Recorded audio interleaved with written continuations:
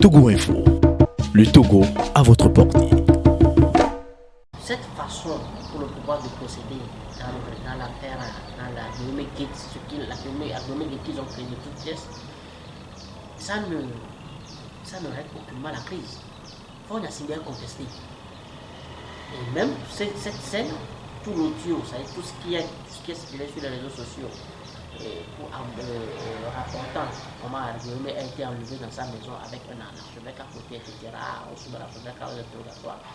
Même dans le silence de ceux-là qui lui disent non, qu'on te cautionne, on sait que c'est un homme qui a perdu beaucoup de crédibilité.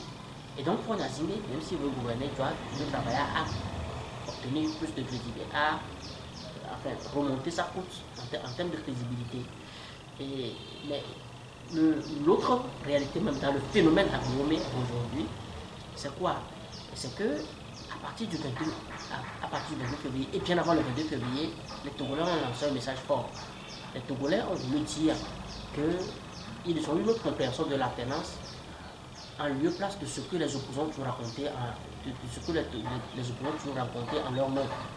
Notamment, ils ont envoyé un message fort qui dit non à la revanche, un message fort à l'endroit notamment de l'ANC qui a été relégué au troisième rang avec près de 4%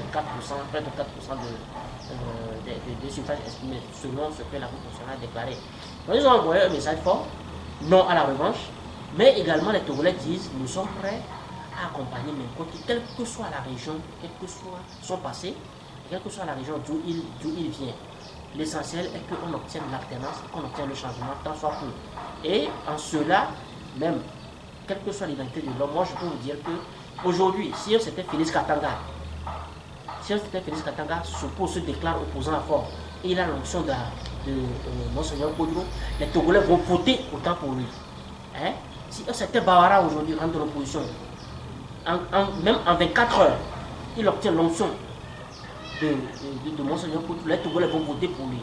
Donc ce n'est pas la personne d'Agbéomé, mais peut-être Fort Gnassingbé est en train de faire un règlement personnel, un règlement de compte personnel avec Agbéomé, mais qu'il sache que le problème est profond et que tout, n'importe qui, même les pires, même les tortionnaires, peuvent quitter son rang aujourd'hui et rejoindre l'opposition une fois qu'ils ont l'onction, tel que le scénario s'est passé l'onction de Monseigneur Kodro.